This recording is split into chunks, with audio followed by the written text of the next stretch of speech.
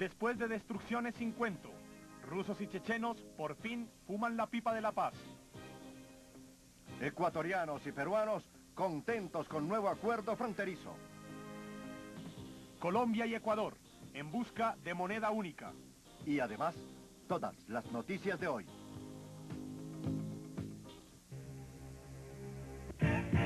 Mundo 3, las noticias internacionales en profundidad.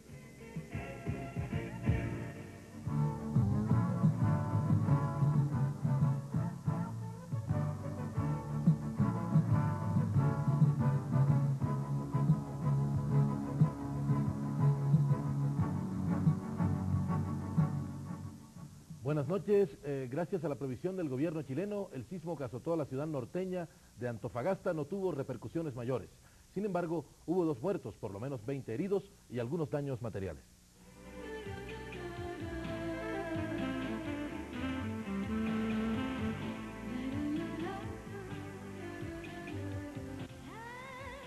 Mazda, en el camino de la civilización.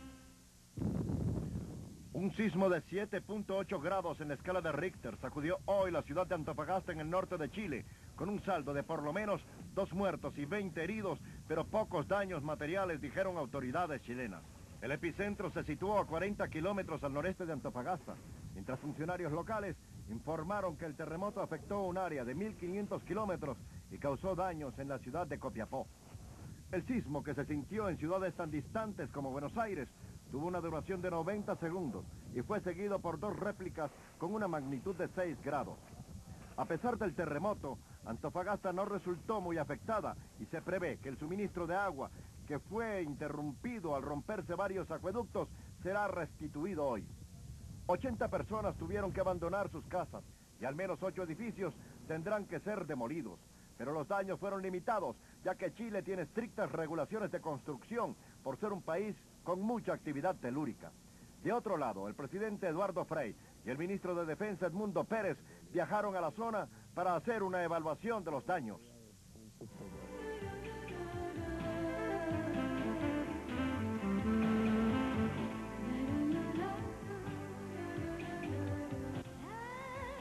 Mazda, en el camino de la civilización.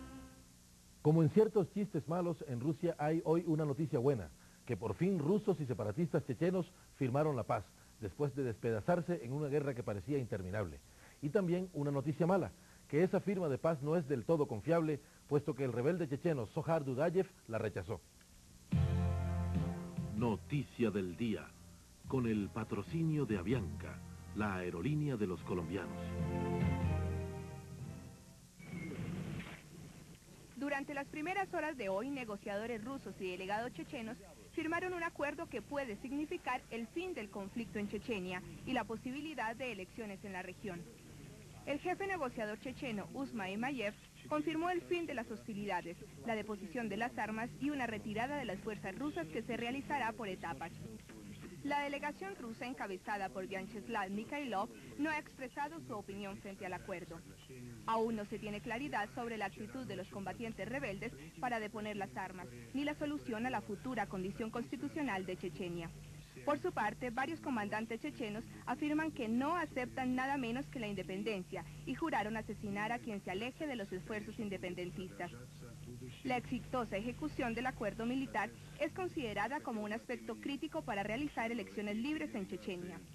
Las delegaciones planean continuar en Grozny durante las próximas horas.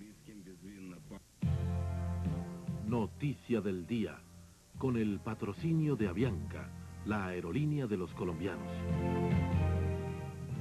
También peruanos y ecuatorianos, volviendo a América Latina, firmaron un acuerdo en virtud del cual se establece una zona de desmilitarización. La zona de desmilitarización en una franja en disputa entre Ecuador y Perú entrará en vigencia a partir del martes, tras lo cual ambos países podrán comenzar las negociaciones diplomáticas para delimitar su frontera. La desmilitarización era uno de los aspectos fundamentales del Acuerdo de Paz de Itamaray, suscrito por las 2 naciones andinas que sostuvieron enfrentamientos armados a principios de este año en la cordillera del Cóndor. A partir del martes, todos los destacamentos, a excepción del puesto Coangos de Ecuador y PB1 de Perú, No podrán tener personal militar, armamento, ni se podrá hacer vuelos militares. Entre tanto, Coangos y PB1 mantendrán solo un máximo de 50 hombres con armamento personal. Pero como los acuerdos no son solamente en la guerra, sino también en la economía, Colombia y Ecuador están buscando la manera de negociar directamente con la moneda de los dos países sin tener la necesidad de usar el dólar americano. Sofocol Limitada, importador exclusivo de Cónica, patrocina la sección económica. El altar que el mundo le hace al dólar parece resquebrajarse por momentos. Muchos países ya han comenzado a buscar la forma de negociar entre sí, con sus monedas, sin tener que pasar por los caminos del tío Sam. Colombia y Ecuador no quieren quedarse atrás en este tipo de negociaciones. Por eso, desde ya, se sueña que el peso y el sucre sean las únicas monedas para negociar entre los dos países, excluyendo al dólar. Usted, como exportador o importador, podría negociar directamente con Sucres, un proyecto que debe tomarse con pinzas. Un acuerdo de ese tamaño, así seamos países subdesarrollados, requiere una planeación. Esa planeación debe hacerse con los entes que regulan la actividad económica de cada país, a nivel técnico, a nivel político, a nivel legislativo.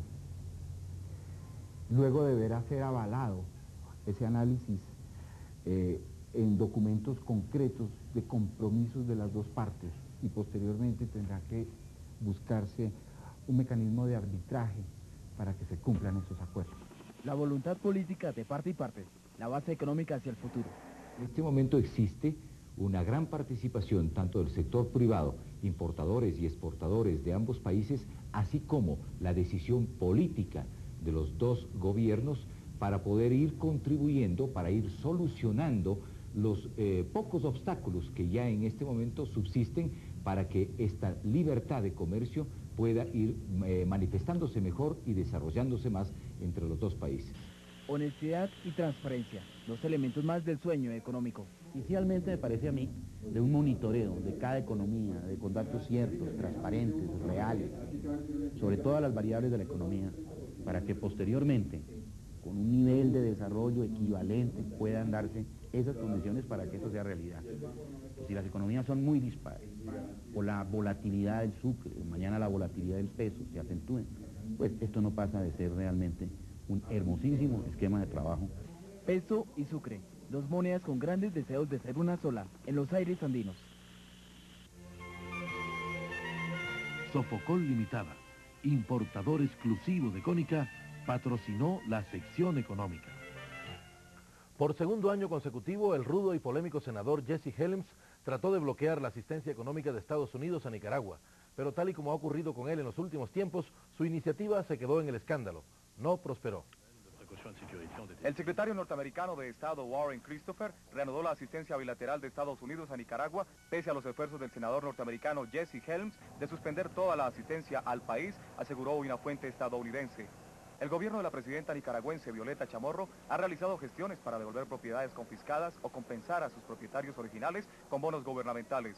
Aproximadamente 622 casos han sido resueltos, casi la mitad en el mes pasado, y 1.054 casos siguen pendientes, según la embajada estadounidense en Managua. La tarea es complicada debido a que muchas de las propiedades rurales fueron divididas y entregadas a familias bajo el plan del gobierno sandinista de izquierda de redistribuir la riqueza entre los pobres. Helms, uno de los legisladores más conservadores de la mayoría republicana en el Senado estadounidense, ha puesto trabas a la ayuda bilateral norteamericana en varias ocasiones en los últimos años. Seguimos en Estados Unidos, donde las altas temperaturas volvieron a ocasionar nuevas víctimas. Esta época del año, que es bien especial para ciertas partes del mundo, en lo que se refiere a las altas temperaturas, también se reflejó este fin de semana en los Estados Unidos. Grandes incendios provocados por las altas temperaturas causaron hoy la muerte de 2 bomberos en el estado norteamericano de Idaho, de acuerdo a informaciones de las autoridades. Al mismo tiempo, los rayos han desatado diferentes incendios, estimulados por las elevadas temperaturas, la sequía, la abundante vegetación y los fuertes vientos que han superado una velocidad de 50 kilómetros por hora. El Servicio Nacional Climatológico de los Estados Unidos había previsto a través de una alerta roja que los rayos y los fuertes vientos se acercaban rápidamente al estado de Idaho desde Nevada. Los residentes del estado tuvieron que ser evacuados de emergencia mientras veían cómo sus casas eran devoradas por las llamas.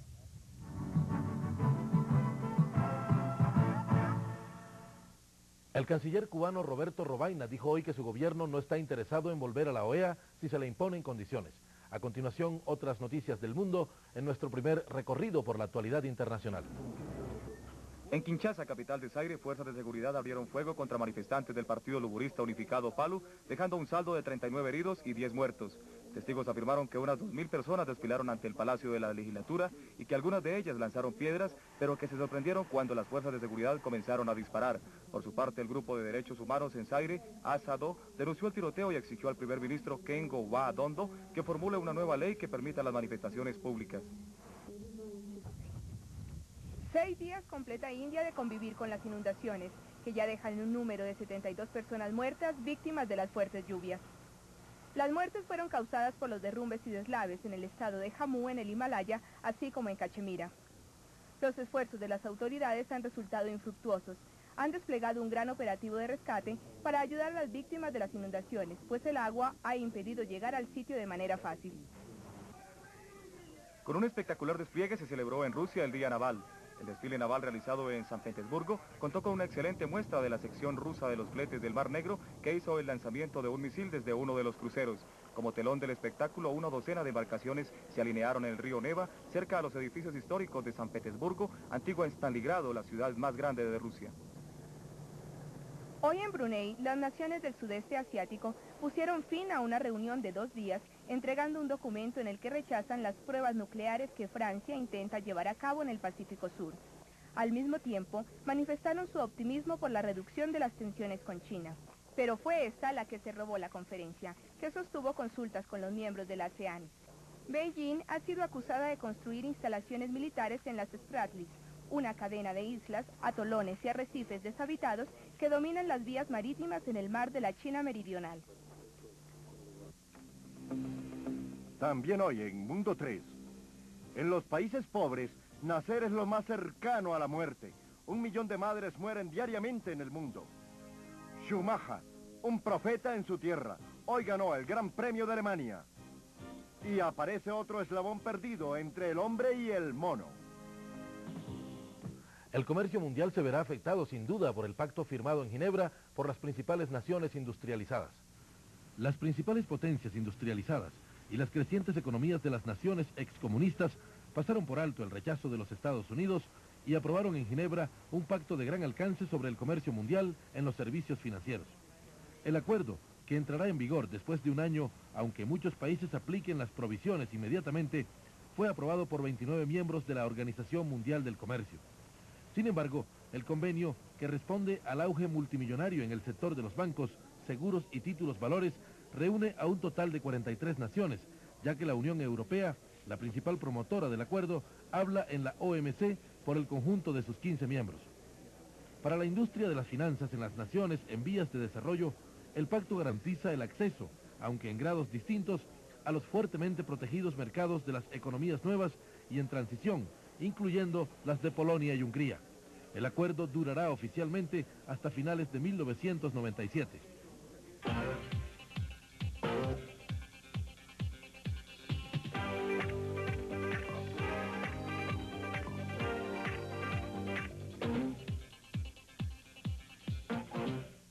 Bienvenidos a la información deportiva en Mundo 3.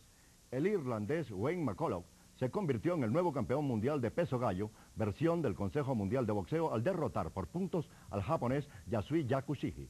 Entre tanto, en automovilismo, Michael Schumacher demostró hoy que sí se puede ser profeta en la tierra propia, al ganar el Gran Premio de Alemania.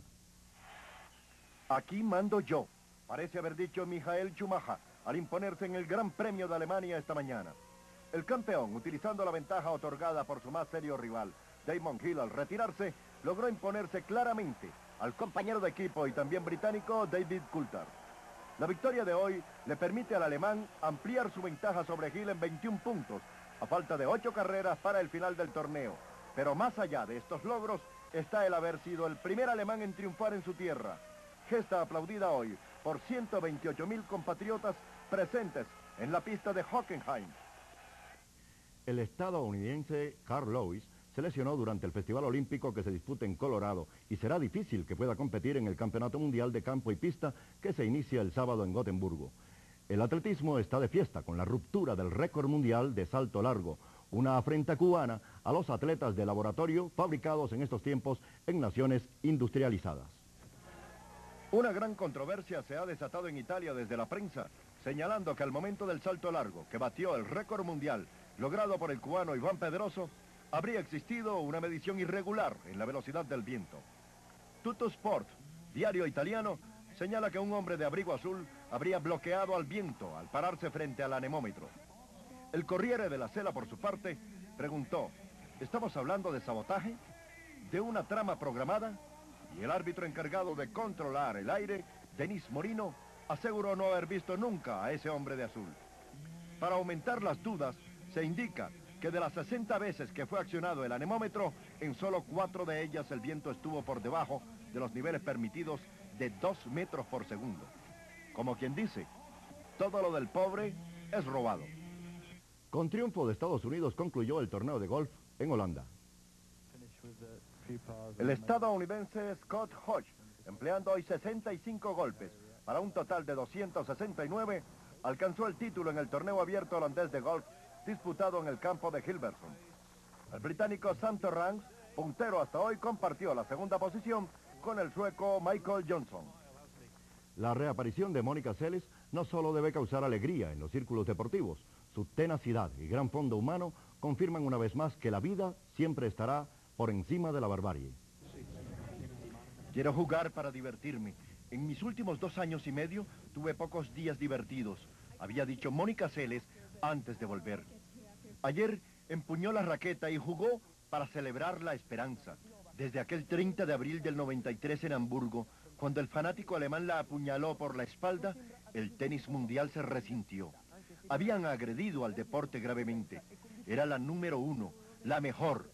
Ahora está de vuelta y ha dicho que fue como un sueño su regreso. El cálido público que la aplaudió de pie luego de la exhibición ante Navratilova testimonió el triunfo de la vida. Ahora Seles es ciudadana norteamericana y debido a los ejercicios de rehabilitación mide 3 centímetros más e incrementó sus fuerzas. Y aunque se escuchan algunas voces inconformes, la Asociación de Tenis ha festejado su retorno concediéndole la primera posición cuando dispute el Abierto de Estados Unidos oficialmente. Mónica Seles coló también a los intolerantes.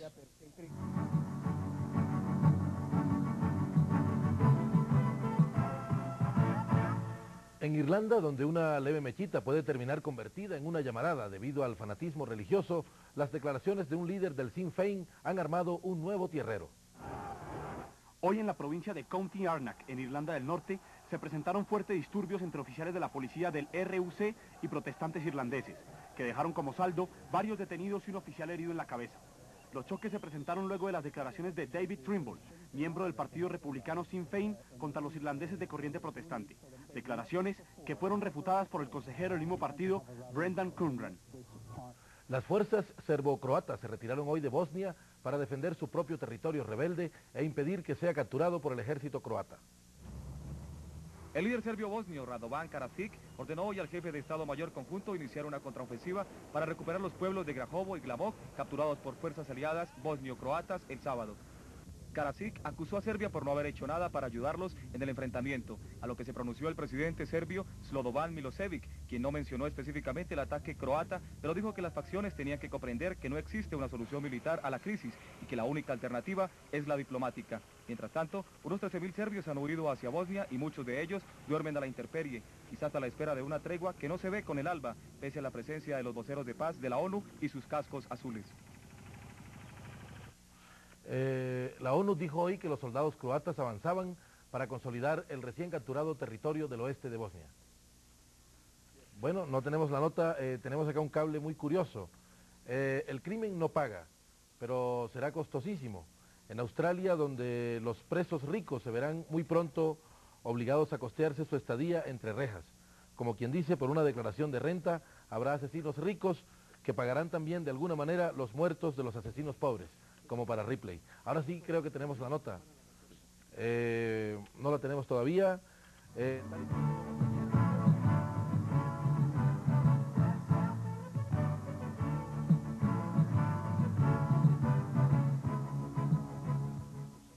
Tal y como anunciamos ayer, Israel levantó la clausura de la frontera que dejó a unos 2 millones de palestinos atrapados en Cisjordania y Gaza durante 5 días.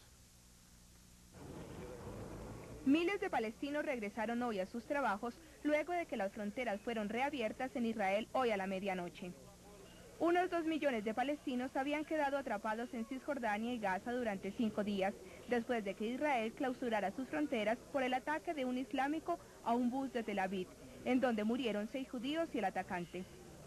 Hasta ayer, solo hombres casados, mayores de 30 años, tenían permiso para ingresar a Israel por el puesto de control de Erez. Al tiempo que los palestinos se dirigían a sus trabajos, los negociadores viajaban a un balneario para seguir con las conversaciones.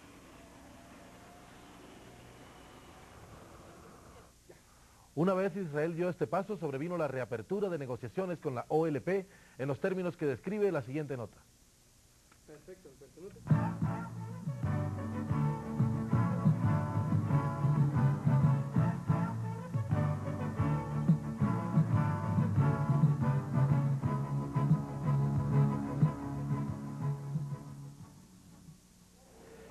Hoy se reanudaron las conversaciones entre la OLP e Israel en el centro vacacional de Eilat en el Mar Rojo.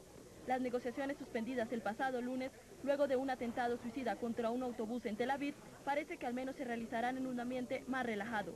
El canciller israelí Shimon Peres fue anfitrión en su residencia de los jefes de las delegaciones, el israelí Ubi Sabir y el palestino Ahmed Korei.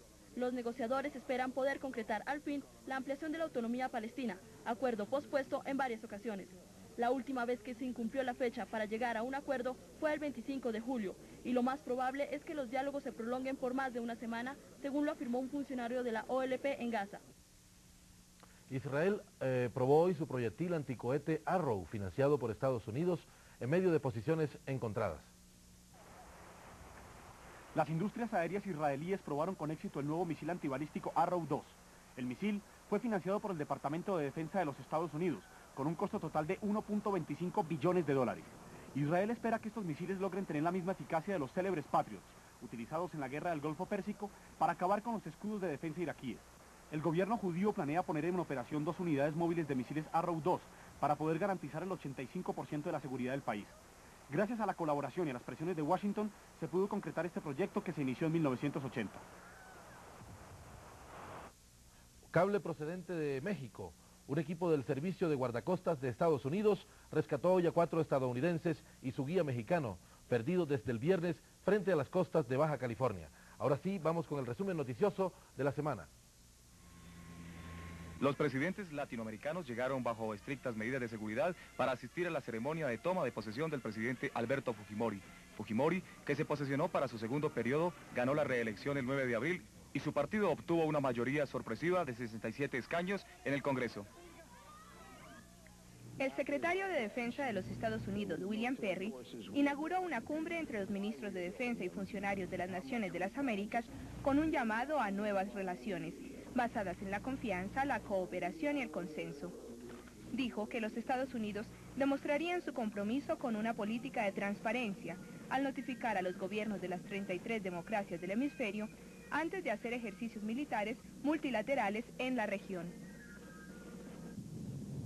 Cientos de manifestantes que se oponen al gobierno israelí se reunieron hoy en Tel Aviv después de que un asesino suicida hizo explotar un autobús en un suburbio de la capital, dejando un saldo de 6 muertos y 32 heridos. Los manifestantes en la escena de la explosión llevaban antorchas, mantas y coreaban consigna contra el primer ministro israelí Yitzhak Rabin y contra la continuación de las negociaciones en el proceso de paz con los palestinos.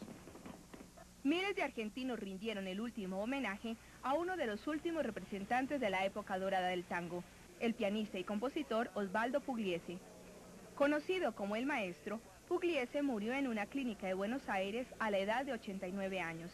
Había estado en la unidad de cuidados intensivos después de haber sido internado en el hospital por complicaciones cardíacas graves. Perseguido durante gran parte de su vida por su respaldo abierto al Partido Comunista, Pugliese fue el autor de los clásicos de tango, La Yumba, Malabunta, Boedo y El Mareo. El saldo de muertos de la explosión producida por una bomba en el metro de París fue de 7. Momentos de pánico se vivieron poco después del incidente, cuando una alerta de seguridad desencadenó una ola de falsas alarmas. El gobierno francés todavía no ha informado sobre la identidad de los causantes de la explosión del martes, pero está investigando una posible conexión con una organización de musulmanes fundamentalistas o serbio-bosnias. Bueno, parece que ya se han solucionado los problemas técnicos que teníamos hace un momento. Un nuevo eslabón perdido entre el hombre y los simios apareció en Sudáfrica. Los científicos sudafricanos creen que han encontrado un eslabón perdido entre el hombre y los simios, gracias al descubrimiento de los fósiles de unos huesos de pie de 3.5 millones de años en las cavernas de Sterkfontein, cerca de Johannesburgo. Se trata de un verdadero eslabón perdido porque combina un tipo humano de hueso de tobillo con huesos simios que llegan hasta el dedo gordo, dijo el antropólogo Ronald Clark. Los nuevos huesos de pie, que comprenden una serie de huesos articulados del lado interior del pie, presentan la mejor evidencia hasta de cómo el mono adoptó una posición erguida, dijo. Añadió que nuestros estudios de estos huesos demuestran claramente que los homínidos de Sterkfontein tenían articulaciones que les permitían caminar verticalmente sobre dos pies, como los humanos, pero que al mismo tiempo el dedo gordo estaba muy móvil y que oponía por un ángulo ancho a los otros dedos, como en el caso de los simios. El incremento de la mortalidad femenina a causa de la maternidad es una realidad preocupante en muchas partes del mundo. Más de 1 millón de mujeres embarazadas en el mundo están muriendo hoy por causas que se pueden controlar. Un estudio de 118 países publicado por la Acción Popular Internacional reveló que en naciones como Zaire, 1 de cada 16 maternas están en riesgo de morir. El descuido, la ignorancia y la ausencia de servicios médicos profesionales parecen ser los principales factores causantes de la muerte de madres e hijos durante el embarazo. Lo principal es el control médico, porque una materna debe visitar al médico una vez al mes, por tarde cada 2 meses. Así se le va controlando peso, se va controlando su tensión arterial, su eliminación urinaria, que no haya edema de miembros inferiores, que los movimientos fetales sean positivos, que ella no presente ningún trastorno de superalimentación, que no se engorde demasiado, factores que van a ser un riesgo. En los países ricos, las mujeres tienen acceso a la atención médica, pero a nivel mundial, solo la mitad de los nacimientos son atendidos por personal entrenado. Otro de los factores que más índice de mortalidad ha generado es la práctica del aborto. Pero en general, problemas como la toxemia y otros pueden ser controlados si se descubren a tiempo. En vísperas de la Cumbre Mundial de la Mujer no deja de ser alarmante este problema. Pero lo peor es que no es el único que repercute en contra de quienes, según la esposa de Leónidas, son las únicas que saben hacer hombres. La situación de la mujer en el mundo confirma la desigualdad estructural de la sociedad. En gran parte de Asia y África, las 3/4 partes de las mujeres son analfabetas. 500.000 mueren por causas relacionadas con el embarazo, y en muchos lugares de Asia y el Pacífico, la atención de la salud es precaria. En promedio, por su trabajo, se les paga entre 30 y 40% menos que a los hombres. En los estados árabes, la migración y la terrible situación de las mujeres refugiadas empeora. El maltrato psicológico y el abuso sexual son fenómenos generalizados. Los derechos humanos de la mujer en Viena en 1993 estuvimos las mujeres como movimiento de mujeres haciendo campañas, impulsando, promoviendo para que se considerara la violación a los derechos de la mujer como violación también a los derechos humanos. Eso fue un logro que obtuvimos en ese año y en esa conferencia. Aunque la participación femenina en la política y la economía es mínima, y la pobreza afecta a las mujeres que en muchos casos son cabeza de familia, su fortaleza y tenacidad la lleva a buscar el mejoramiento de sus condiciones. En Vietnam tienen éxito en los negocios. En Guatemala, Perú y Colombia incrementan procesos de autogestión. En Siria desempeñan un papel clave en la agricultura. Y a nivel mundial existe asociación y movilización para lograr la equidad del género. Prueba de ello es la 4ª Conferencia Mundial sobre la Mujer del 4 al 15 de septiembre en Beijing, China. Se va a firmar un documento allí por los gobiernos donde se van a comprometer a unos acuerdos que están en esa plataforma de acción mundial sobre la mujer, la cual contiene unas demandas, unas construcciones del movimiento de mujeres durante décadas. Sin la plena participación de la mujer en condiciones de igualdad no puede haber un desarrollo sostenido. Por eso, de camino a Beijing, Acción para la Igualdad, el Desarrollo y la Paz. Bien, hasta aquí Mundo 3, las noticias internacionales en profundidad. Gracias por su sintonía, buenas noches.